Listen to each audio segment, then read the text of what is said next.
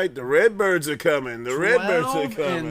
12-3 in their last 15. Since they lost the first 3 games to the Brewers in that 4-game set, they are 12-3 in their last 15. Yes, they've been playing great ball. To crawl back up to 500 for the first time since week 1. Yeah, like they were 3-3. Yeah, I think. yeah.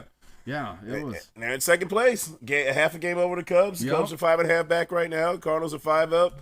5 back from the Brewers right now. So, hey, crazy things have happened. And right now in the wild card, I think they're They were a half a game out when I looked this morning. Yeah, so about a half game out of wild card position. They're off tonight. So, hey, we got some at least carry me to football season, Cardinals. Come on, baby. Come on. Yeah, and we've got less than 100 days till actual season 1 kickoff. Chiefs and Ravens. Chiefs and Ravens. Less than 100. It's like 98 days. Oh, come on, baby. Come on. I can't come fast enough.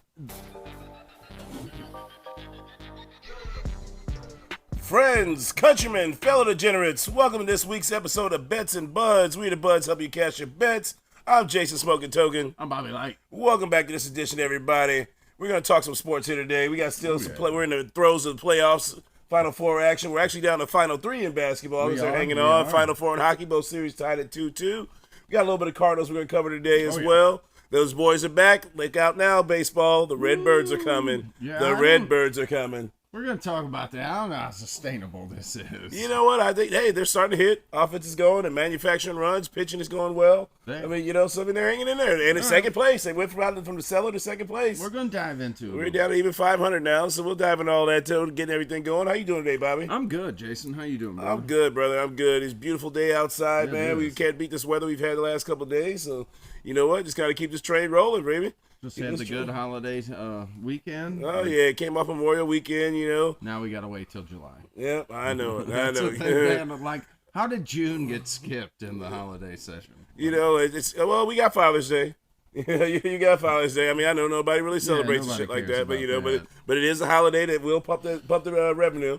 August is actually the only month that officially doesn't have a holiday. Really? Yes. Yeah, I guess you're right. Yeah, August is the only month that officially doesn't have a holiday. But that's the only reason why I know that because that's my birthday month. So that's where I say that's my holiday for the month of August. So. Yeah, I just don't count Father's Day. Yeah, I know. You don't get off work, nobody pays you.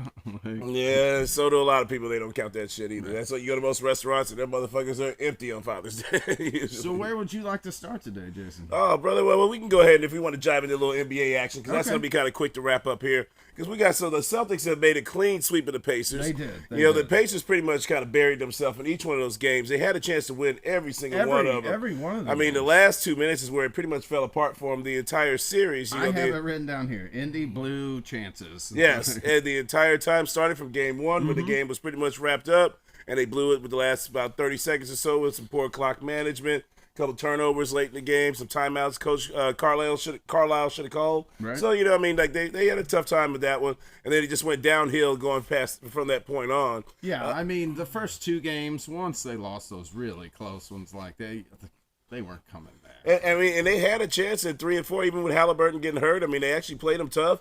Because the Pacers had a deep team. I mean, they played them tough the whole time. They just couldn't put it together in those final few minutes. Are they a young team? I don't know. Yeah, they're a young team for the most part. Team? I mean, and that's the one thing that most guys will tell you, especially in the NBA, is that you have to close. I mean, even as hyped up as everybody was with the Timberwolves right now, going on, like, just to segue into the next series, the Timberwolves are a young team. I mean, they came out, swept the highly touted Phoenix Suns, then took out the defending champ, the defending Nuggets. But then we're down here. Here we are in the finals, and they're getting handed to them. And now they got a chance to go and bring it to 3-2 tonight. I mean, tonight against the Dallas Mavericks. But you're seeing the experience of Kyrie Irving and Luka Doncic coming into play here. But they got 2 guys on their team that know how to close, and that's the biggest thing you have to see. They do, because they're really putting it together. I wrote down a couple of stats here. Luka's averaging 28 points. Oh, yeah. And Irvin's averaging 22. Between the 2 of them, they're getting 14 assists a game. Yeah. And then rebounds are even getting 14 between the 2 of them. So they just know how to play winning basketball. That's really what it boils down to. This newfound Kyrie Irving that the world seemed to hate for a while there a minute ago. I mean, he's really kind of came together as being a really good solid leader for that team. Luka's real close to averaging a triple-double for the playoffs right now. And it's real close. It's amazing watching him play. When you watch him, like guys like Luka, guys like Jokic, one of the things that they play so slow, and guys are like, man, how are they doing this in the NBA? But the genius of how they play is they're getting them to play, getting people to play at their speed. Right. And before you know it, they're dictating the game. And if you get other players to play at your speed when they're used to playing hyped up, it's almost like a knuckleball pitcher. If you think about it, slow that down. Oh man, you sit there, you think, how the hell is this 50-mile-an-hour pitch getting people out like that? But it's just he's dictating the movement, everything else, and guys don't know where it's going, how it's going to go, where it's going to curve, where it's going to drop, and. Now, there was, in the last game they played, there was a bitch about him leaning into a foul, and then, that's supposed to be an offensive foul now. Why are they not calling it on Luka? Well, I mean, because it's all body angles, and it's all body control, and that's a move that he's probably been perfecting, because one thing people gotta realize with these European players, Luka's been a pro since he was 15. Right. Because that's the difference between Europe playing leagues. With men, too. Yes, they play with grown men, and that's the difference. Because that was the same thing when Tony Parker came over here from France. I mean, the dude started. He became a pro at 16 years old, and that's the difference. Because over here we have so many restrictions in our basketball. How many hours when a guy goes to college? How many hours they can practice with the coach? Certain times of the period where coaches can't be near the players. All those different things that. Yeah, that's thrown out the window. Yeah, I mean, over in Europe, these kids, they show any type of promise whatsoever to be a pro. Put them in a basketball academy. Give them a tutor for a couple hours a day. Make sure they know how to basically add, read, and write, and bullshit like that. But after that, perfect your craft and make that money, baby. Play ball and make that money. So since we got the Mavericks are going to look to try and close out tonight in game 5. So do you think Minnesota can go in and win in Dallas? I think they can. I mean, I can see it happening, but I wouldn't be surprised to see them lose because they didn't blow out Dallas by any stretch that last game. It was a 4-point game. Yeah, it was a 4-point game. So I don't see any reason why Dallas can't close it out coming in tonight. So we'll see. It should be an exciting series. If they do win, they can kind of push it to Game 7, but I don't see them coming back and I don't want to see history. Dallas win the game tonight. Hit that first leg. Yeah, let's get it done, that's right. Yeah, because you got that parlay. Yes, you got that parlay. Nice. All right, so that's pretty much covers the NBA playoffs right now until we get to the finals coming up, which I think will be an interesting series between the Mavericks and the Celtics. Could start as early as Saturday.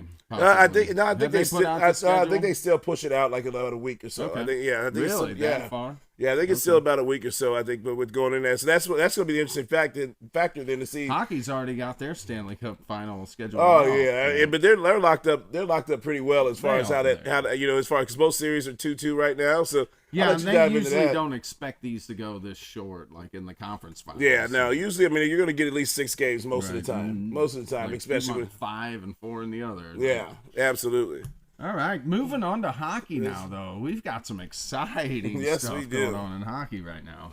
Dallas and Edmonton tied up 2-2. Now, Edmonton, this is what I'm saying about Edmonton. They got down 2-0 early in Game 4.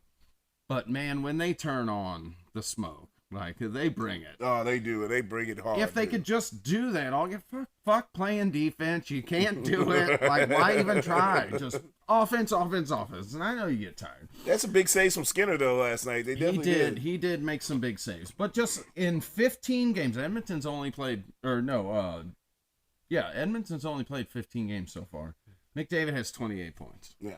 4 goals, 24 assists. Yeah, he's a game changer. Okay, so the top 3-point scorers so far in the playoffs, you got McDavid, Draisaitl, and Bouchard, the defenseman. Wow. And all of them are over 23 points. Wow. The next person is Trocheck with the Rangers with 19, and then you got Tkachuk with Florida with 19 as well. But you've got 3 Edmonton Oilers over 20 points, and nobody else in the NHL. And that's always been the thing. They've been a top-heavy team for a long time, and that's what people always worry about is from the depth standpoint. Skinner is making the saves he has to make, because obviously this series is tied 2-2 for a reason. Yeah. If your goalie's playing like shit, you get swept. Yeah. But I just don't know if Edmonton can keep it up. Yeah, for the full duration, it's going to be tough because, obviously Dallas is a more complete team. But, Edmonton, you just never know. When you got a combination like Draisaitl and McDavid, you just can't put it past these guys having a chance to win every night. If they can pull off, I think it goes to 7.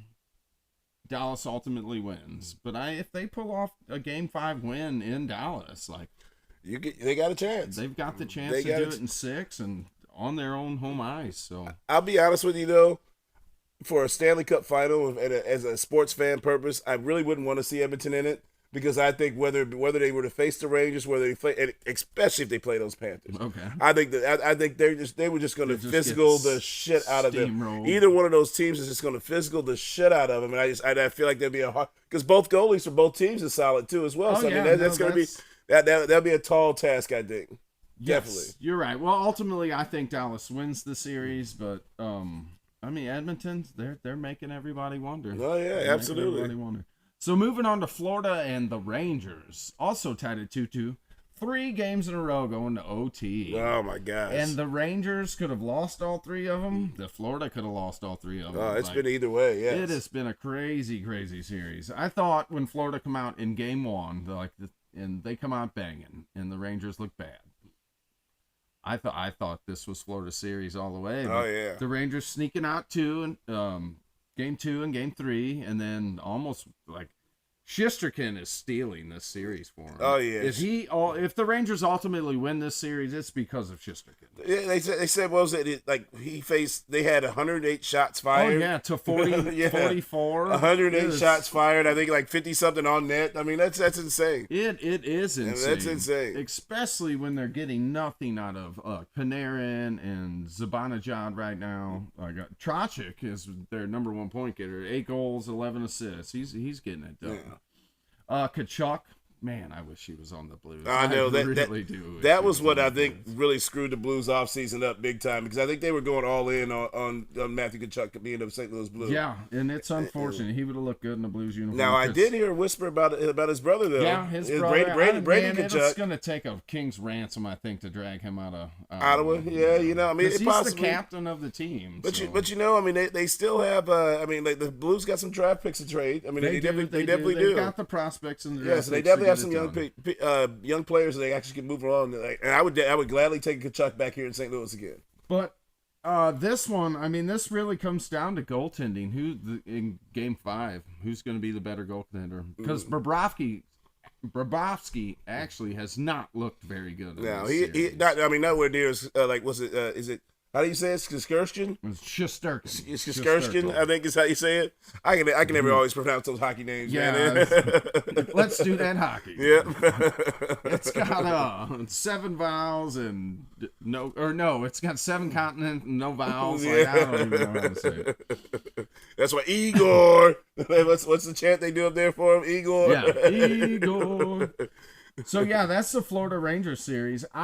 I've got money on Dallas and Florida, so go Dallas and Florida. Yeah, hell yeah. Say, go me, baby. That's how you do it. Yeah, you know the slogan. Me. You know the slogan. All right, that takes care of the NHL. Okay, so the last leg on that parlay I got, and that happens not this weekend. Yeah, it does happen this weekend. It's the first this weekend, right? Yep. So Saturday. Wilder versus Zhang. Oh, yeah. This is the leg. I need Wilder. Yeah.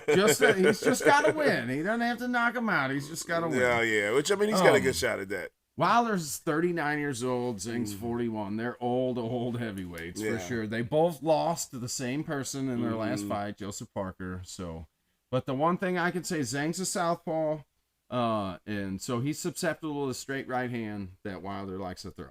The problem is Wilder's defense going to be good enough to. I don't know. I really don't know. That's always my problem because the one thing with Wilder that I will say is he's another one of those guys that got into boxing late in his life. Yes, he was in his late 20s. Yeah, I want to say. Yeah, I mean, like as far as when he started fighting professionally, yes, and even training wise. I mean, boxing is one of those sports. I mean, you have to. The younger you get into that game, the better off it is. Because I don't know if some of you guys are like way too young to even remember this, but there was a guy, Michael Grant, who had an appearance where this dude was like 6'8", and he had a little splash for a little while. I mean, I think he got his record up to like 28-0, 28-1, somewhere in that range. This is probably like late 90s, early 2000s, and the dude was like 6'8". But he didn't start boxing until he was like 18. Right. And then he turned pro, I think, when he was like 25, 26. He was able to build a record. They gave him some fluff fights and different stuff like that. But once it started getting these guys to the real deal, I mean, like they had that experience. It's just hard, man, because boxing, any fighting sport in general, you got to have plan A, B, C, D, E, F, and G. And then when that runs out, HIJK have to come in that bitch too as well. Unfortunately, the heavyweight division is just littered with old men right now. Well, here's the problem, especially with boxing and why boxing has lost a lot of its luster, especially here in the United States, is we have not had a good heavyweight. And the reason why that is, and I say this is how you could fix boxing, but it'll never happen because there's too much dirty money in it for way too long, is that boxing needs a united federation. And right now, there's nothing to make anybody that has that type of size. They'll never give it. Like, you've got too many federations. Yeah. That's a problem. Each state has their own boxing rules and licenses that you have to carry. Commissioners. Yes, exactly. So the only thing that would fix that is having a united boxing federation that would make the sport look a little bit more appealing, kind of how the UFC is. So the UFC is able to be marketed to a mass audience because it has one fighting federation. Everybody knows Dana White's in charge. He runs everything. They have an operation that runs very smoothly. And the thing is, anybody who has that size to be a heavyweight in the United States, they're playing fucking linebacker or defensive end in the NFL. They're not going to fucking box, get up and run at 4 a.m. and shit for 10 miles every day and all that stuff. They're going to play linebacker, defensive end in the NFL. I just wish it wasn't so. Back in the boxing in the 80s, when I was watching boxing growing up, it was awesome. Oh, yeah, man. Boxing. Even without Tyson. Like, forget Tyson. No, I mean, boxing was... outside of Tyson. Just in general, awesome. I mean, boxing was an exciting sport to watch. It really was. Like I said, now with all the politics, the money, guys are trying to protect their records because nowadays, if you lose 1, 2, 3 fights, you're done. So, I mean, we used to see all the top fighters fight each other on a pretty regular routine basis. It was like, okay, these two guys are both about 23, 24 and 0, and we need to match these guys up for the rankings. Yeah, and they really don't do eliminators anymore. No. Like they say they do, but it's so. Oh yeah, it's so flaky. It's not even like something we can even compare to what we used to be back in the day. So one more thing about the Wilder and Zank fight, like Wilder was actually going off at plus 145 just nice. 10 days ago. Now he's going off at 120. So they're dumping some money on Wilder. All right, yeah. I mean, like I said, the only thing I worry about with Wilder, like I said, is not having the experience, and where the southpaws have known to give him trouble. Chin, he's got that flaky chin too. Well, once you take it one knockout, man, it's a lot easier for it to come up again. That's kind of like back like they used to tell us with football. Once you get that first concussion, man, it can happen again very easily. That bell. Yep, yes, sir. All right. Let's move on to the Cardinals right now. All right, the Redbirds are coming. The Redbirds are coming. 12-3 in their last 15. Since they lost the first 3 games to the Brewers in that 4-game set, they are 12-3 in their last 15. Yes, they've been playing great ball. To crawl back up to 500 for the first time since week 1. Yeah, like they were 3-3. Yeah, I think. yeah. Yeah, it was. They're in second place. Half a game over the Cubs. Yep. Cubs are 5.5 back right now. Cardinals are 5 up. 5 back from the Brewers right now. So, hey, crazy things have happened. And right down the wild card, I think they were a half a game out when I looked this morning. Yeah, so about a half game out of the wild card position. They're off tonight. So, hey, we got some at least. Carry me to football season, Cardinals. Come on, baby. Come on. Yeah, and we've got less than 100 days till actual Season 1 kickoff. Chiefs and Ravens. Less than 100. It's like 98 days. Oh, come on, baby. Come on. I can't come fast enough. This is why the Cardinals are winning right now. They're finally starting to hit. Yes. And it's in their last 5 games, like we can go back over 10 games, but their last 5 games, it's mainly these 4 guys. It's Goldie, Gorman, Wynn, and Donovan. Absolutely raking. Combined, they're 25 or 28 for the last 75 at-bats. 7 doubles, 5 home runs, 16 RBIs. Like, they are getting it done. Yes. And then you're getting sprinkles like Matt Carpenter hitting a home run last night. And then even though Burleson's cooled off in the last 5 games, the 5 games before that, he was hitting well. He actually got a home run for Arenado last night, too, as well. Yep. So. I mean, Arenado's really, really struggling right now. He's been struggling, so hopefully he has. But as long as he can hit a home run every once in a while, and playing that good defense. And usually at the end of the day, like we talked about before with baseball, the baseball card, the back of that baseball card, those guys usually end up being that guy. Siani's the one that is starting to show that. Like, yes, he plays excellent center field defense. Oh, yeah. But, man, his bat is stone cold. Oh, yeah. I mean, he's dead. But you know what? He's not here for the bat right now. He's not. He's here to play some solid defense. He's been. But with Dylan Carlson off the DL now, like, don't you need to stick Carlson out there and get him some reps? Because without reps, like, why are we carrying this guy? Well, the other problem that I see is Newt Bar. Lars Nootbaar, he stays hurt. He's back again, out of the lineup again. He stays hurt. I mean, I think it was a strained rib cage or something like that this time. So that's the thing. They can't keep him in the lineup. So that's why it's easier to keep Mike out in the center field and have Dylan over in right field right now, because I mean, at the end of the day, we got to get him some at bats and get him going again. I think we got to find out we already know who Dylan is. Dylan's a fourth outfielder. Yeah, I mean, until he goes somewhere else and all of a sudden becomes an all-star. So right now you've got 2 fourth outfielders in your outfield. Yes. Until like I said, until Walker comes back up. Yeah, and the problem, what I've heard, like with a lot of down in the minors, he's still not hitting for power yet. No, like he's hitting the ball, but he's still not hitting a lot of singles, not very many doubles. His ground ball rate is still at 40% down in the minors. Like and for a guy that's 6'6", 250 pounds, I mean, you need him launching that. Yeah, you need him launching that ball. You absolutely need him launching that ball. Now the thing with Goldschmidt right now, he's cut down his strikeouts. Mm-hmm. Yeah. In the last few games, so that obviously helps. It's Mason Wynn though. I say it every week, but he had 3 hits last night. He is on an 18-game hit streak right now. I think that's tied for. I think he's actually in second now, all time for Cardinals. Yes, behind Joe McEwen, who had 25 hits. Yeah, I remember that season. Joe McEwen, he had 25 hits. Mighty Joe. Yeah, he had 25 hits as a rookie, 25-game hit streak as a rookie. He did get caught stealing twice. Yes, he did. He's fast. He's 7 for 10 now. So. Yeah, I mean, that's gonna happen, but then he's young. He's gonna, and not only that. I like the aggressiveness as far as trying to force and push the envelope. You got to try and manufacture runs any way you can. He actually, with I believe right now with his 2, he's got 11, 13. He's like third, I think, in extra base hits, like with his triples, his home runs. Your leader right now is Gorman, actually. Yeah. With the 10 bombs. Gorman's finding that stroke. He's starting to find that stroke. He's homered in, back-to-back games now? So. Yeah, I mean, we needed that out of Gorman. That guy we were playing in, what is that they call it? The bandbox. Yes, the average American ballpark. But the bullpen lights out right now. Oh, yeah. Everybody's getting it done. Helsley, another save now. Last night's. King is actually starting to step up and pitch really well. I think he hasn't let up a run his last 7 innings. Yeah.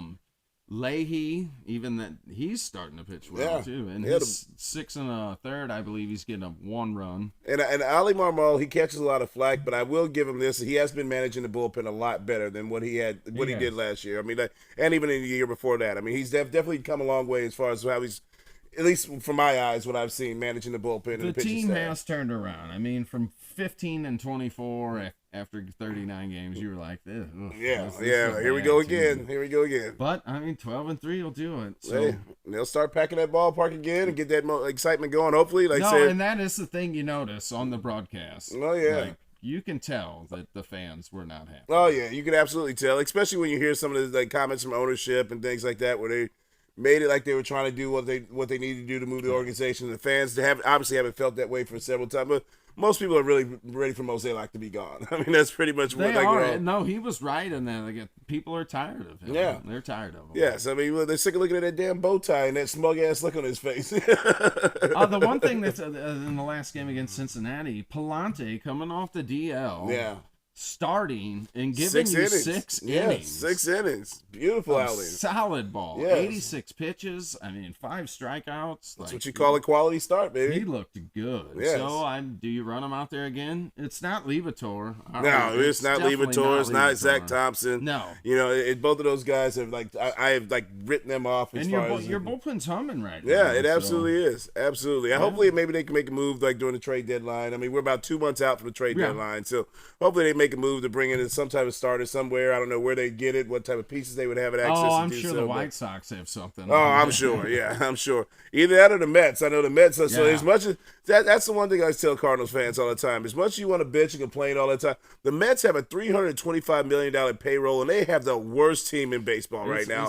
I mean, they are bad. I mean, they are so miserably bad. It is horrible. They got Edwin Diaz, who got hurt again, $100 million closer. Yep. They have Pete Alonso got hurt. Got hit. Luckily, X-rays came back negative. He got hit on the hand last night with a pitch. Yeah, and then their pitcher, you saw he got ejected. He had his meltdown. Yeah, through the glove. I think they DFA'd him, so he's been designated for assignment, so he's gone. So I mean, but that was just a 1-year deal. Yeah, but I mean, but my point being, 325. As much as Cardinals fans are always like, they need to spin, they need to go spin, they need to, like, in baseball, it's a quirky sport. Spinning doesn't guarantee you to win. It does not guarantee you to win. It really doesn't. Look at the Angels, what they did. So. Exactly. I mean, like, you could look at the Dodgers market, but the Dodgers are different. They're a different animal, different beast. Right. Because I mean, you got right now the two batting average leaders are Shohei Ohtani and Mookie Betts, right at the top of their line, right in the heart of their lineup right now. But they paid for it. Yeah, they paid for it, but they're reaping the rewards out there. But a lot of times that doesn't always work. I mean, it really doesn't. Oh no, there's a long. Boston tried that a couple of years ago. Oh yeah, it actually blew up on. It blows up on most teams, honestly. I mean, because baseball, it's a chemistry thing, it's a fit thing, a lot of pieces come into play. And it's a quirky sport like that, to where just paying money does not necessarily guarantee you, a la the Mets, that you're gonna win. Right. Yeah.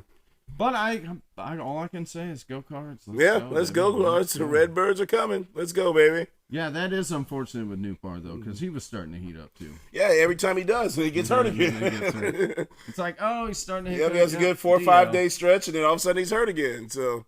That's been it. I mean, that's all I got, brother. Yeah, I know the NFL is really not a whole lot of action right now. OTA's just wrapped up. I mean, guys, what's his name? Got Jalen Waddle just got paid by the Dolphins. Oh, I didn't see that. Jalen Waddle just got paid $76 million guaranteed. Really? $76 million guaranteed. I want to say it was 5. I want to say it was 5. So $76 million guaranteed. So now you got about $150 million wrapped up in your wide receiver position. Wide receivers. Yeah. So we'll see what happens. I mean, and they brought in OBJ. But, I mean, again, they have nothing on defense now. You let Christian Wilkins walk, so we'll see what happens. Well, I mean, you just got to if you can score 70 against the Broncos, come on. You I will be doing some fantasy football stuff starting next week. All right, yeah. It's about that time we can start diving in. Because you definitely want to be doing your homework as of now. Because, there's actually some expert drafts that will be starting at the end of next month. I've already seen drafts going on for weeks and weeks now. Absolutely. Average draft positions are out for all the players. Oh, yeah. I mean, it's getting to that season already. So, yeah, I will have something for you guys next week. Mr. 3-time champion. 3-time champion. All right, well, that's all we got for this week, brother. Yes, sir. So let's go ahead and enjoy some of this beautiful weather out here. Get it going. Oh yeah, before we do remember, so one more thing to cover. Scotty Scheffler. Oh, yeah. Like, we all seen the video. The charges were dropped under the condition that Scotty Scheffler, hats off to Scotty Scheffler. His lawyer is probably pissed. I know his lawyer's pissed that he didn't fucking sue this guy. Right. So they did drop all the charges because in condition that there was no lawsuit that was filed. Okay. Which I think was a bunch of bullshit all the way around because we saw the video. We saw everything was clearly a lie. The dude issued a statement to where he was not remorseful really at all. He tried to make it like it was a mutual misunderstanding. Right. And motherfucker, you just did your job the wrong way. Yep. All the way around, like from top to bottom. You're lucky you didn't get sued. You're lucky you got the right guy, and it was Scotty Scheffler and not somebody else. Because let that have been Phil Mickelson. Oh, man. You know what Phil Mickelson would have I mean, he wouldn't have it a Tiger because everybody knows who the hell Tiger Woods is. But either way, just let it have been just the wrong guy. I don't think Bryson DeChambeau would have been quite as nice. Probably not. You might have seen a different video. Oh, yeah, exactly. So that was one I did want to make sure before we signed off to talk about that one there. So hats off to Scotty Scheffler, number one golfer in the world, being a good guy all the way around, making sure he's full baby face on that one, and making everybody say, that makes him look excellent. Oh yeah, and maybe even a little bit more recognizable to people because he doesn't really have much personality. Right. So now there's more people are going to be aware of who our number one golfer is in the world. Didn't sue the police for unlawful detainment. Right, exactly. Or arrest. Actually, wasn't even detainment. Exactly. He was arrted. That mugshot's going to be out there forever. I mean, it's going to be out there forever. So, like you said, it was on the golf course. T-shirts printed. There was somebody probably in the parking lot printing T-shirts. That's terrible. Yeah. But, I mean, good on him. Good on him. Absolutely. So make sure you hit that like and subscribe button. Add to the comment section. We appreciate you guys tuning in and following us. keep building this train and keep it rolling here. We're almost going to be a year coming up to this next football season, baby. That time has flown by while we're having a good time doing this week after week. Love seeing you guys joining us. Shout out to True on the Track for blessing us with those beats. Every week coming in and out. We'll see you next week. Peace.